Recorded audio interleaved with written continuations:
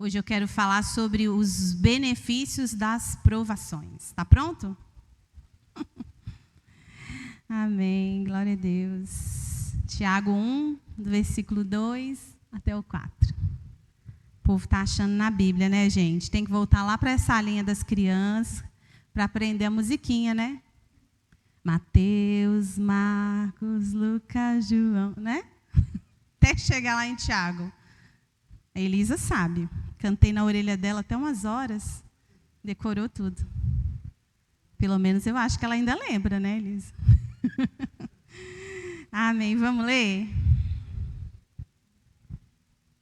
Eu amo Tiago, não sei vocês, mas eu acho um livro tão lindo, tão prático. Tiago é assim, ó, direto e objetivo, sem enrolação. Ele fala tudo que tem que falar, sem ficar rodeando, é isso e pronto, né?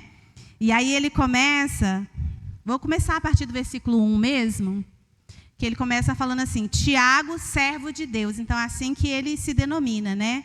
Tiago, servo de Deus e do Senhor Jesus Cristo, as 12 tribos que andam dispersas. E aí ele fala saudações. Vamos lá, vou aqui junto com vocês. Meus irmãos, tende por motivo de toda a alegria o passardes por várias provações, sabendo que a provação da vossa fé, uma vez confirmada, produz perseverança. Ora, a perseverança deve ter uma ação completa, para que sejais perfeitos e íntegros em nada deficientes. Amém? Vamos orar? Senhor, em nome de Jesus, Pai, nós te louvamos e te agradecemos, Senhor, pela sua palavra.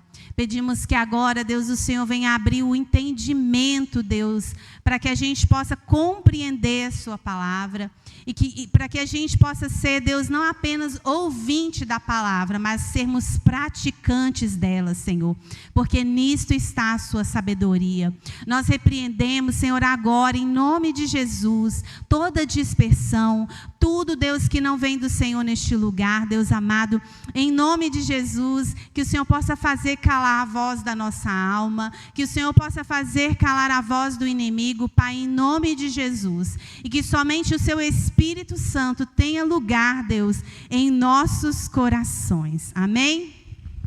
Amém, irmãos? Versículo 2, ele diz, meus irmãos, tende por motivo de grande alegria o fato de passarem por várias provações.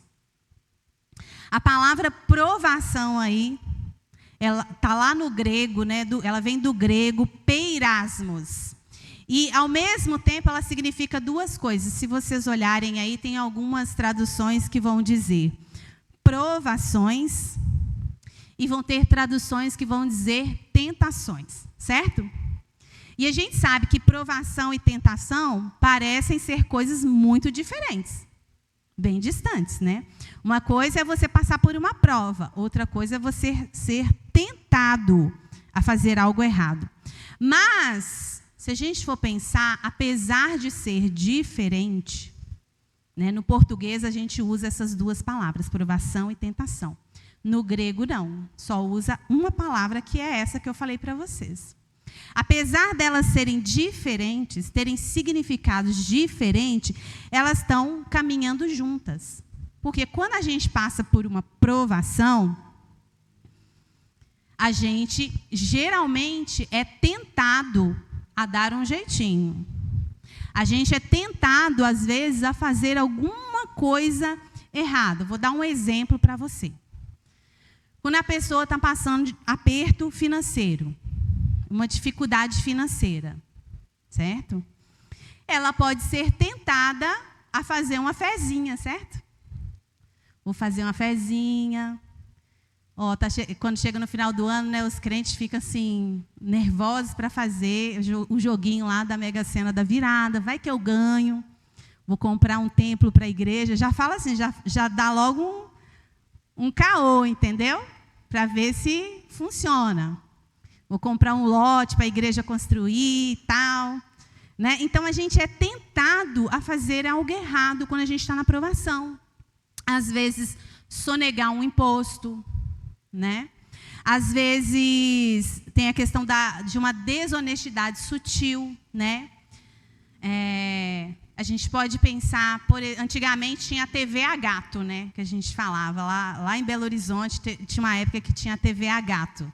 Não era TV a cabo, né? Os caras puxavam uns fios lá, você pagava para o cara puxava uns fios até chegar na sua casa para você poder ter acesso a vários canais, né? Hoje em dia tem alguns jeitinhos que a pessoa pode dar, pode comprar alguma coisa pirata, entende? Então, assim, são pequenas coisas que mancham a nossa integridade como cristãos e que a gente precisa estar atento, igual agora está chegando a época da gente declarar o imposto de renda, né? Aí já dá aquele aperto no coração. E agora, o que eu faço, né? Eu declaro, eu não declaro, eu faço isso, eu não faço, né? Então, provação. Nós estamos vivendo um tempo difícil financeiramente, a gente vê isso. Aí, nesse aperto, nessa dificuldade, vem a tentação junto. Que aí você pode ser tentado a fazer algo que vai manchar a sua integridade, a sua santidade diante de Deus. E essa palavra, se a gente fosse assim, abrasileirar, se a gente fosse trazer para o nosso português do dia a dia, né, a gente poderia dizer, ao invés de provação, aperto, né? Tende por motivo de grande alegria você passar por vários apertos, né? Porque quando a gente está nesse processo de ser provado, a sensação que a gente tem, né, emocional, é que a gente está sendo espremido. Estou certa ou estou errada? É uma sensação assim, sabe quando você precisa tirar o óleo da azeitona para fazer o azeite, né? O Getsemane significa isso, né? Lugar da prensa, certo? Quando Jesus foi lá para o Getsemane, ele foi para o lugar da prensa.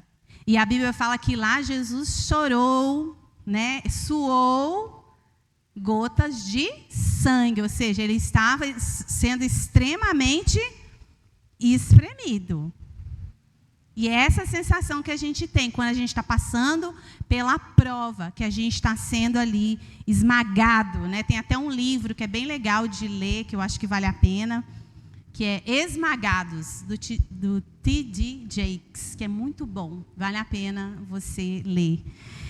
Irmãos, e o nosso querido Tiago, ele vai falar, meus irmãos da Igreja Presbiteriana Renovada, tenham motivo de grande alegria passardes por várias provações.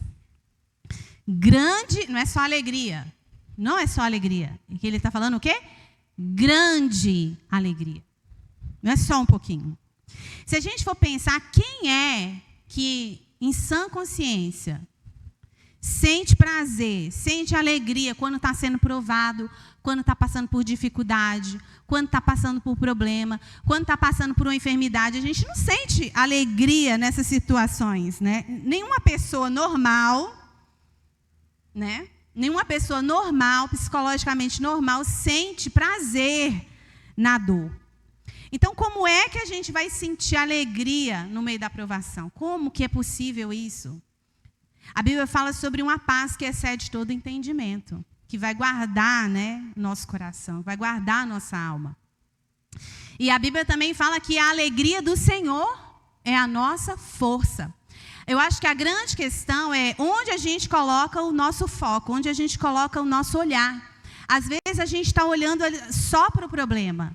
Às vezes a gente está olhando só para a dificuldade. Às vezes você está olhando só para a provação. E você precisa tirar o seu olhar daí e voltar o seu olhar para algo que é maior do que isso, né? Maior do que o seu problema, maior do que a sua dor. A gente só consegue se alegrar no meio da provação quando a gente entende o propósito dela. Se você entender que a provação ela é um exercício, e a Bíblia vai falar aí, ele mesmo vai falar, sabendo que a prova da vossa fé. Ou seja, o que está sendo provado? A nossa fé. É a fé que está sendo provada. E o exercício da provação, estar na provação, está fortalecendo a sua fé. Está tornando a sua fé uma fé pura, uma fé firme. E a Bíblia fala sobre a gente crescer de fé em fé. Ou seja, cada vez que você vence uma provação, você vai para o próximo nível. Vence outra provação, você vai para o próximo nível. Ou seja, a sua fé, ela começa a crescer, se fortalecer. Vamos pensar aqui, vamos dar o exemplo de um atleta. Imagina um atleta que quer ser um campeão, quer ganhar uma medalha de ouro nas Olimpíadas. Ele tem que treinar todos os dias. Ele tem que acordar 4 horas da manhã.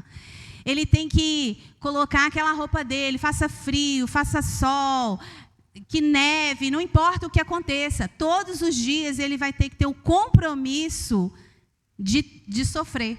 Porque treinar é sofrer. Quem já treinou aqui sabe o que eu estou falando. Se você treina, na hora que você sai do treino, você não sai animado, feliz da vida. Você sai todo arrebentado, né? Com os músculos doloridos.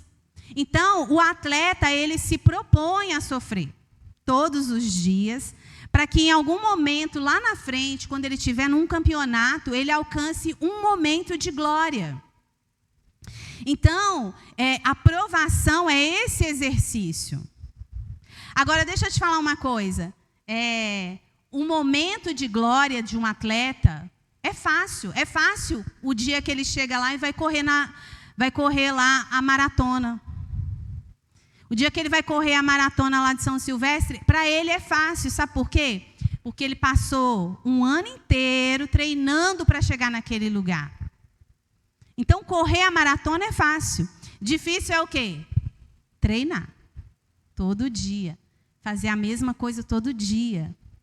Agora, quantos de nós queremos vitórias? Quantos de nós queremos...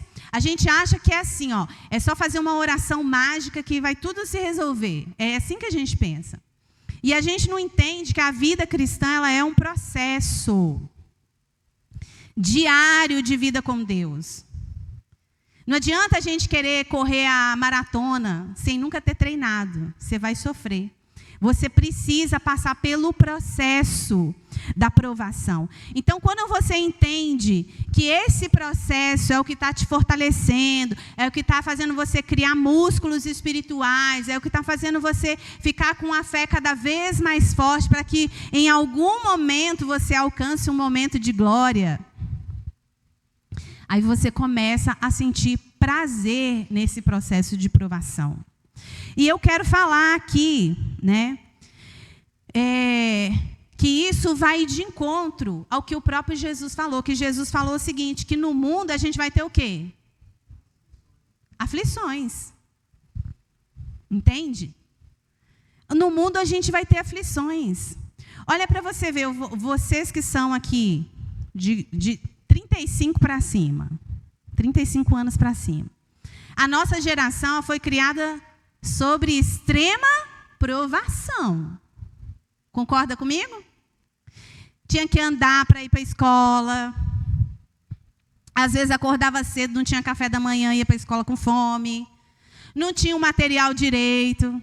Estou mentindo? Quem é da minha geração sabe como que o negócio era feio.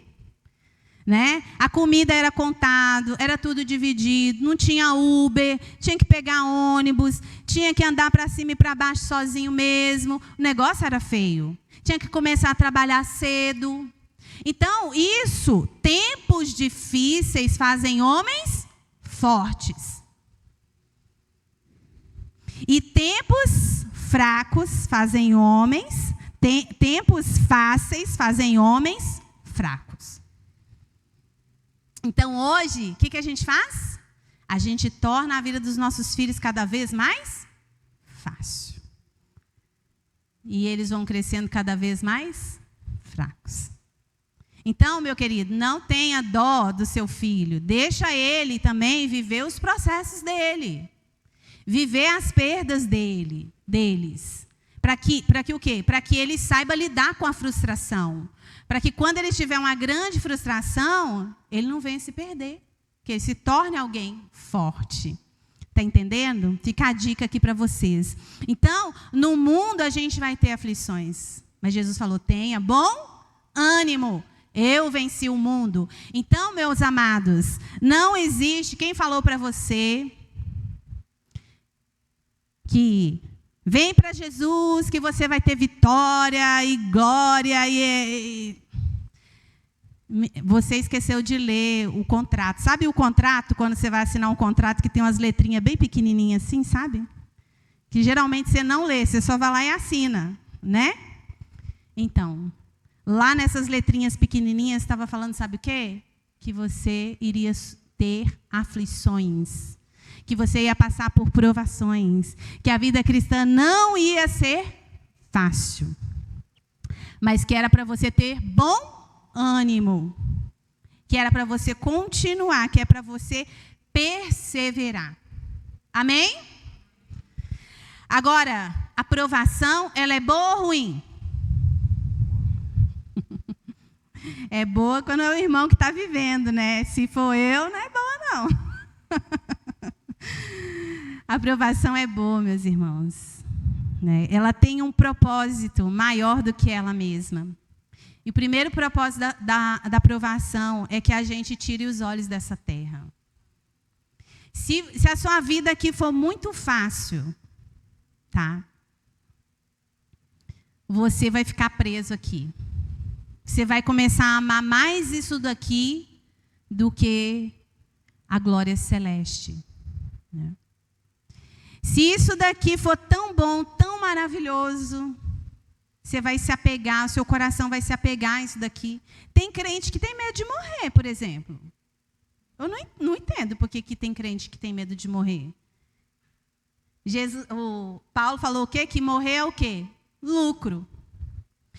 Viver é Cristo e morrer é lucro. Ou seja, se você vai viver, que seja para Cristo. Se você vai respirar, que seja para Cristo. Se você vai andar sobre essa terra, que seja para Cristo. Se não for para isso, não vale a pena. Agora, morrer é lucro, porque é promoção, entende? Mas o crente, às vezes, está tão apegado às coisas dessa vida, que ele não consegue olhar para a glória que está por vir. E eu me lembro agora de uma história, né, que foi... A gente tinha um pastor de jovens, e ele teve câncer, né?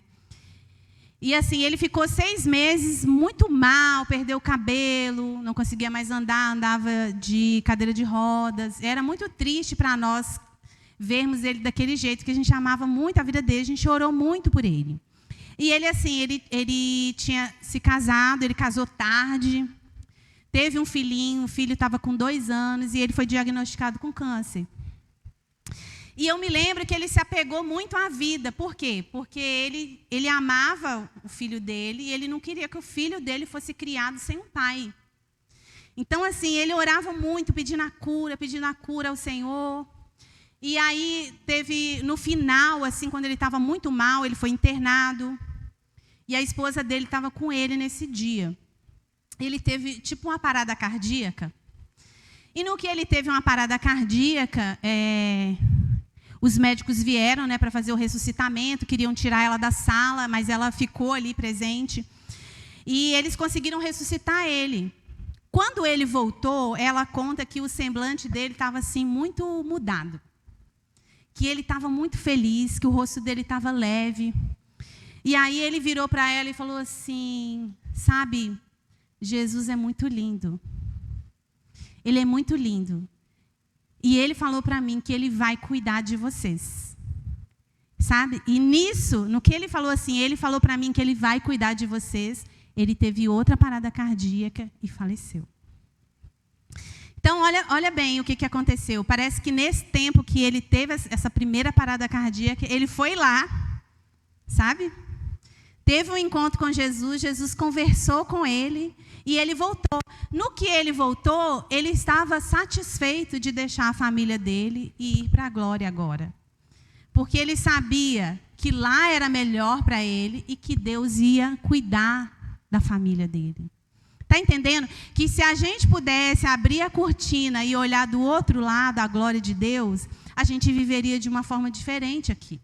A gente daria mais glória a Deus no meio das nossas tribulações, das nossas dificuldades. Porque isso aqui que a gente está vivendo é passageiro. Mas aquilo que a gente vai receber no céu é eterno.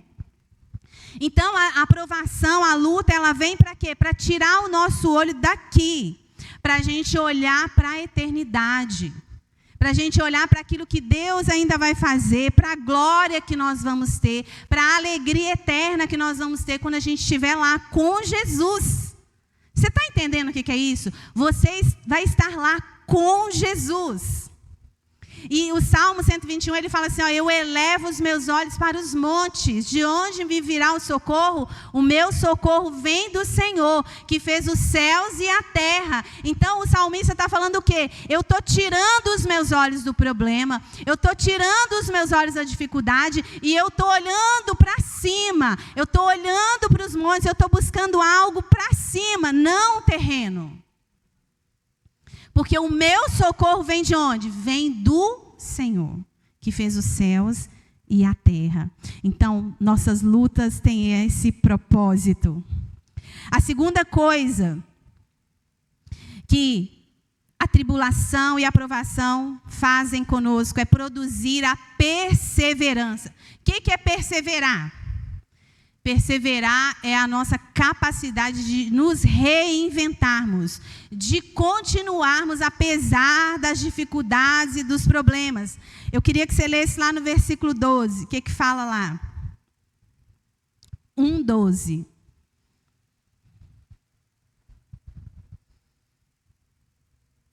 Bem-aventurado o homem que suporta com perseverança a provação. Porque depois de ter sido aprovado, receberá a coroa da vida, a qual o Senhor prometeu aos que o amam.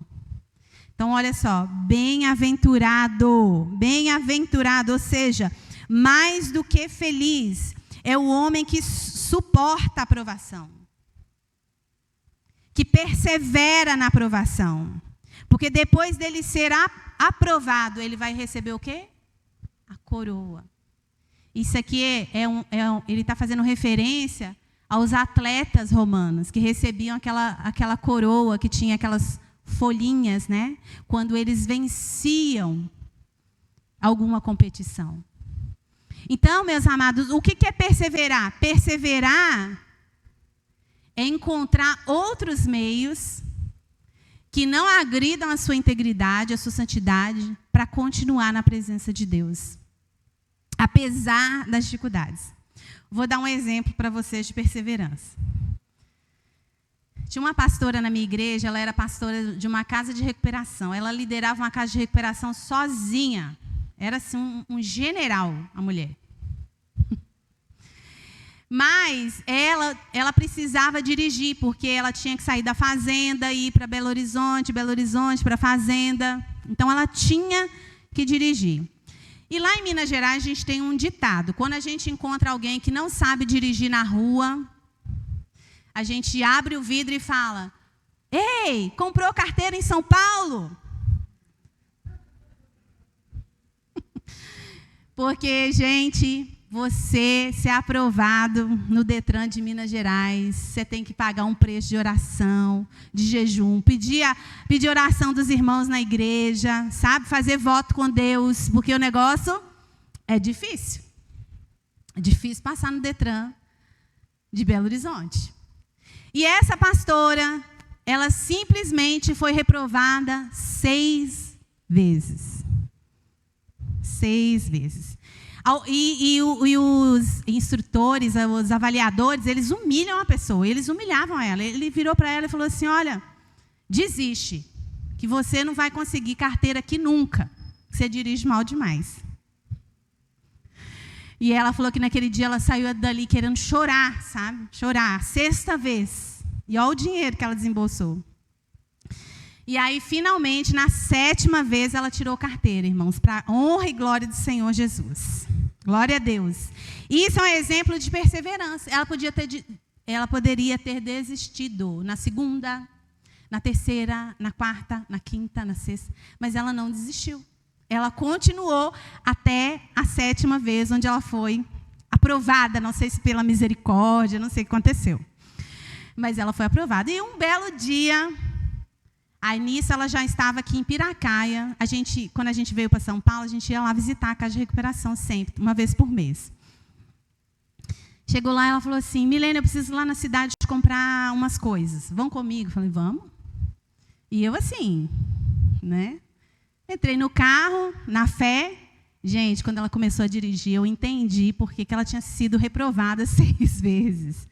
Ela deu barrigada em todas as lombadas que tinha até chegar na cidade. Roda dura mesmo. Mas pela perseverança, ela venceu. Ela venceu. Então, olha só, tem uma música que fala assim, ó. Nós vamos enfrentar batalhas que nós não vamos vencer. Isso é verdade. Pode ser que você perca algumas batalhas, como ela perdeu. Mas o fato de você perder uma batalha não quer dizer que você vai perder a guerra. Certo? Então, vão ter batalhas que você não vai vencer. Agora, se você perde uma batalha, não significa que você perdeu a guerra. Mas o versículo 12, ele fala que a coroa, né? Ele fala que a coroa pertence àqueles que nunca fracassaram. É isso que está falando lá no versículo 12? Será que a coroa só pertence a quem não fracassa? Não, na verdade, a coroa pertence a quem não fica prostrado, a quem não fica no chão, diante das dificuldades, dos problemas, das perdas. A coroa pertence àquele que persevera. Pode ser que nessas provas você vai tomar algumas bombas. Né? Antigamente falava bomba. Vou tomar bomba na escola. Hoje nem é mais isso, não pode falar mais isso, né? Agride a emoção das crianças. Mas a gente tomava bomba. Eu tenho um irmão que repetiu, eu tenho um pastor que repetiu a 5ª série 3 vezes. Mas ele não desistiu, ele perseverou. Então, meu amado, você vai tomar bomba em algumas provas, mas eu falo para você, tá rindo lá, ó. Não pare. Não desista. Não fique no chão. Levanta, sacode a poeira. Igual a música fala, levanta, sacode da poeira, pisa na cabeça do diabo e vai. Vai na direção da sua promessa. Não fica prostrado, não fica parado, continua. Por quê? Porque a coroa pertence a quem persevera. Amém, irmãos? Persevere. Persevere na oração, persevere no jejum, persevere na palavra, persevere no culto, persevere nos votos que você fez a Deus. Continua. Caiu? Levanta. Continua. Amém? E em último lugar, a aprovação, ela produz integridade. Está lá no versículo 4. Ora, a perseverança deve ter uma ação completa, para que sejais perfeitos e íntegros, em nada deficientes. Sabe, o alvo da minha vida e o alvo da sua vida é se tornar cada vez mais parecido com Jesus. Agora, faz uma análise. Você tá se distanciando da figura de Cristo? Ou você está se aproximando de quem Cristo é? Porque o mundo, ele aguarda a manifestação de Cristo em nós. Porque Cristo é a esperança da glória. Quando as pessoas têm que olhar para nós e elas têm que ver Cristo em nós. Agora, você sabe disso. Que quando a gente... Você já viu aquela pessoa dura, difícil? Aí ela passa por uma provação assim, terrível. Quando ela passa por aquilo, ela muda. Muda ou não muda? Muda, irmãos. Muda. As lutas, as dificuldades, elas nos quebram. Elas quebram o nosso orgulho, sabe? Elas quebram as nossas defesas. E quando a gente vai se quebrando, que a gente vai se humilhando, a gente vai se tornando mais parecido com Jesus. Eu queria que alguns irmãos abrissem, já estou finalizando. Salmo 15, 2. Se abre para mim, Alexandre, Salmo 41, 12. Ricardo, Salmo 15, 2. Rosa, Provérbios 10, 9. Amém? Angélica, Provérbios 11, 3. Pode ser? O Salmo 7, 8, ele fala assim, ó, o Senhor julga os povos. Julga-me, Senhor, segundo a minha justiça e segundo a integridade que há em mim. Será que a gente pode fazer essa oração? Será que a gente pode dizer, Deus, me julga, segundo a integridade que há em mim? Será que se Deus nos julgar, a gente vai passar na prova da integridade diante de Deus? E o que é ser íntegro? Ser íntegro é ser inteiro. Não é ser fragmentado. Sabe? Quebrado. Não é a gente ser dividido. Uma hora eu quero uma coisa, uma hora eu quero outra. Ser íntegro é ser totalmente de Cristo. É não fazer concessão. É não tolerar o pecado. Isso é ser íntegro.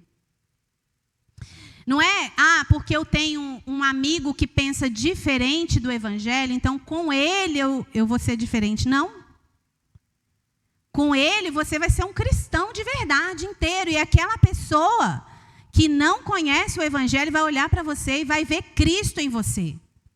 É aquilo que a gente trouxe, né, do King's Kids, nós sermos um manifesto vivo de Cristo. Olha só, as pessoas olharem para a gente e ver Cristo em nós.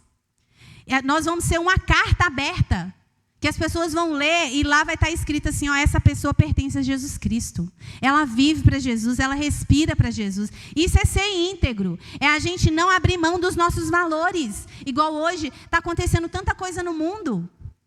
Sobre família, as pessoas estão abrindo mão dos valores familiares. As pessoas estão abrindo mão de coisas que foram estabelecidas desde a eternidade, gente.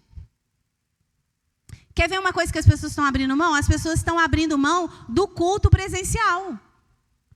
As pessoas acham que o culto online vai resolver a vida delas. Não vai. Não vai. Tá certo? Por quê? Porque Deus estabeleceu dessa forma. O tabernáculo foi feito lá no deserto. O culto tem um lugar. Tem uma reunião dos santos. É assim que funciona. Então, a Bíblia fala sobre nós não removermos os marcos antigos. Tem coisas que foram estabelecidas desde a eternidade. Há um santuário no céu. No céu a gente vai estar reunido. Deus fez um tabernáculo na terra que é sombra do tabernáculo do céu. E o povo se reunia ali para ver a glória de Deus. E Deus fez a igreja se reunia. E assim vai ser até a volta de Cristo. A gente não tem que ficar inventando história, não. A gente não deve abrir mão da palavra de Deus, das verdades de Deus. Quando a gente abre mão das verdades de Deus, a gente está deixando de ser íntegro. A gente está se tornando dividido. E eu falo para vocês, meus irmãos, nós temos que nos tornar íntegros, nós temos que nos tornar um em Cristo, em Deus, no Espírito Santo, em Jesus e mais ninguém. Sabe? A gente tem que se apegar a isso. Então a gente não deve fazer concessão. Lê para mim aí o Salmo 15, 2. Quem, Senhor, habitará no teu tabernáculo? Quem há de morar no teu santo monte? O que vive com integridade e pratica a justiça, e de coração fala a verdade. Amém. Quem que vai morar lá no céu, gente? É quem tem um coração íntegro. Não vamos ter o coração dividido. Amém, irmãos? Salmo 41, 12. Quanto a mim, tu me sustenta na minha sinceridade e me puseste diante da tua face para sempre. Amém? Provérbios 10, 9. É a Rosa. O homem de integridade anda seguro, mas o que perverte os seus caminhos será descoberto. Então, o homem que vive em integridade vai estar seguro. O que protege a gente? O que protege você como cristão? A sua integridade diante de Deus. Isso é que traz segurança para a gente. Deus, ele vai sustentar quem é íntegro. Deus vai validar quem é íntegro. A gente viu aqui na pregação de domingo. O que Deus viu no coração de Jó? Integridade. O que Deus viu no coração de Noé? Justiça, integridade. Como que Jesus era? Cada dia Jesus pensava de um jeito? Não. Jesus tinha aprendido do Pai. O que ele aprendeu, ele falou. Ele não ficou pensando, inventando coisa. Sabe? Ele foi íntegro naquilo que ele acreditava. E o último, Provérbios 11:3. A sinceridade dos íntegros os guiará, mas a perversidade dos transgressores os destruirá. Lê de novo para mim esse. A sinceridade dos íntegros os guiará, mas a perversidade dos transgressores os destruirá. Amém, irmãos? Não tem vantagem em não ser íntegro. Nem na Bíblia tem vantagem. Você ser íntegro, é isso que vai guiar você. A sua sinceridade vai guiar o íntegro, vai conduzir ele, vai validar ele. E vai levar ele para onde? Para o céu. Porque a Bíblia fala lá em Salmo 15, que quem vai entrar... Vamos abrir lá em Salmo 15, todo mundo, para a gente finalizar. Quem que vai entrar, quem que vai habitar no tabernáculo de Deus? Senhor, quem habitará no teu tabernáculo? Quem vai morar no teu santo monte? O que vive com integridade e pratica a justiça e de coração fala a verdade. Pode continuar. O que não difama com a sua língua, não faz mal ao próximo, nem lança injúria contra o seu vizinho. O que a seus olhos tem por desprezível ao réprobo, mas honra aos que temem ao Senhor. O que jura com dano próprio e não se retrata. O que não empresta o seu dinheiro com usura, nem aceita suborno contra o inocente. Quem deste modo procede, não será jamais abalado. Amém, irmãos? Glória a Deus. Vamos ficar de pé. Jesus, ele foi tentado. Jesus foi provado em tudo.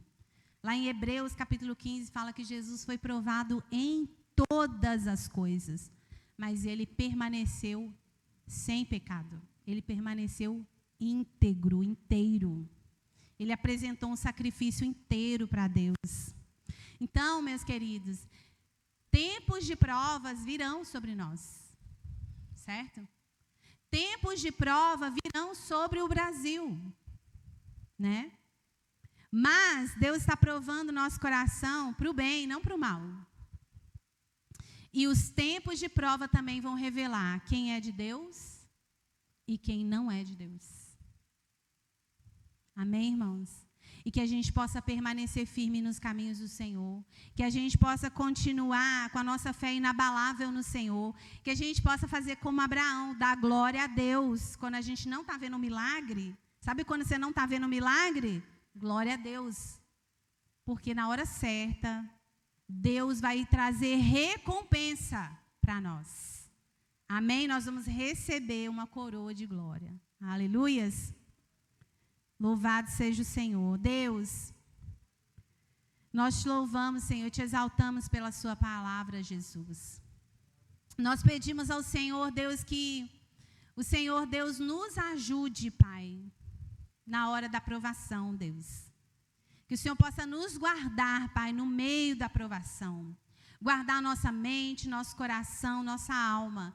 que a gente possa permanecer reto na presença do Senhor, que a gente possa permanecer íntegro, Senhor, na Tua presença, que a gente possa ser fortalecido, Deus, na nossa fé, Deus, e que a gente possa ser perseverante, Deus, no meio das provações, no meio das tribulações, Deus, porque nós sabemos, Pai, que no final, Deus, nós somos mais do que vencedores em Cristo Jesus. Nós sabemos, Senhor Deus, que para aqueles que perseveram, para aqueles que continuam, Deus, o Senhor vai trazer uma recompensa eterna, o Senhor vai trazer, Deus, uma coroa de glória, o Senhor vai trazer, Deus, dupla honra, Senhor, sobre aqueles que perseveram, Senhor, na sua presença. Guarda, Senhor, as nossas vidas, envia anjos, Deus, para nos ajudar, para nos sustentar, como diz lá o Salmo 91, Senhor, que o Senhor vai dar ordem, ó Deus, a nosso respeito, ó Deus, para que os anjos, eles venham nos guardar, para que a gente não venha tropeçar, para que a gente não venha cair, Senhor. Nós cremos nessa palavra, Deus,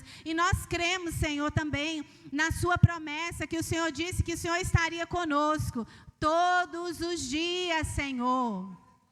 Todos os dias, Pai, e nós damos glórias a Ti, nós louvamos ao Senhor, porque o Senhor Deus não nos abandona, Senhor, o Senhor não nos deixa, Pai. Muito obrigada, Deus, pelo Seu amor, pela Sua graça e misericórdia, Deus. Amém?